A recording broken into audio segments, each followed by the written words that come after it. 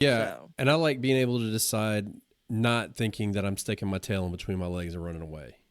I mean, yeah, if I don't yeah, want to grow yeah. it, that's fine. But if I want to grow it, Mm-hmm, fine. Um, mm-hmm.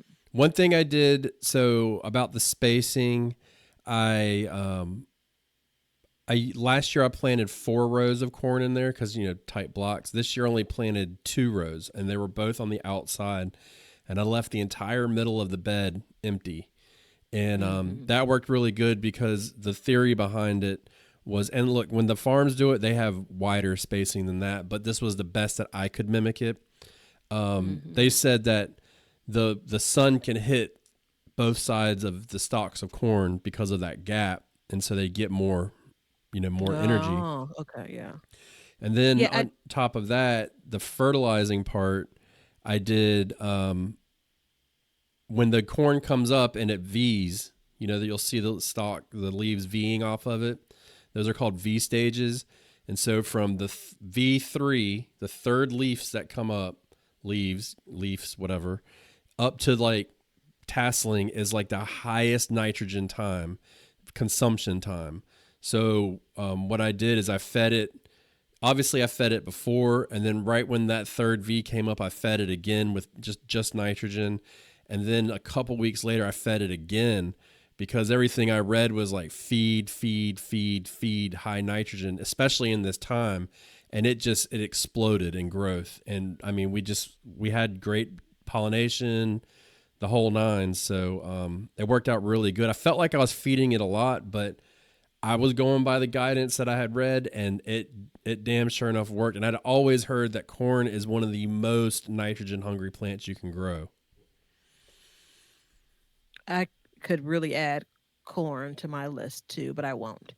So good job. I well, I mean, again, it's the every plant produced an ear of corn, Mm-hmm.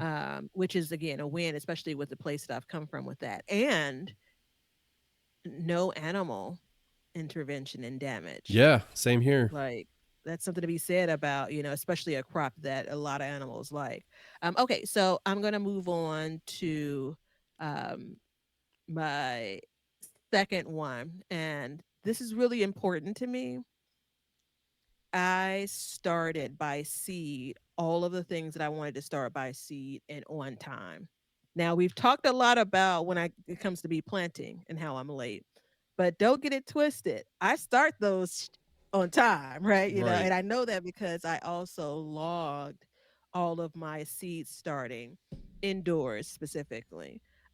By the time we get to like June, I start tracking the things I direct sow outside, and then even when I plant them, but I lose the steam of that. But what it's important is I could go back and look at both the quantity and the start time. And if I want to get some things out a little earlier, I have the data. And I actually have done this for 2 years in a row. So I'm very pleased with this. What I'm going to really use it for is probably primarily to adjust down some of the plants that I'm starting with. So starting fewer, and then the second thing I'll use this data for is to just move a couple of things up a little bit, right? And then actually, if I'm really frank, going back to the lettuce, moving that to be a little bit later for the fall plantings. So that kind of data is something I always aspire to like really have a good idea on. I could keep a lot of that in my head, but when you're talking about hundreds of starts, at some point you got to lean on like tools that you have.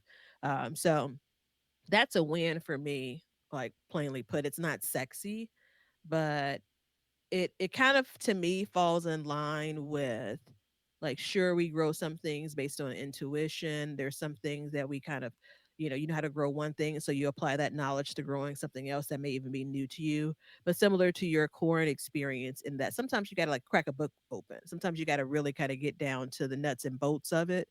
And for me that's like managing the data from a seed starting perspective. So No, and I think, I yeah. mean, it's direct relation to your first win.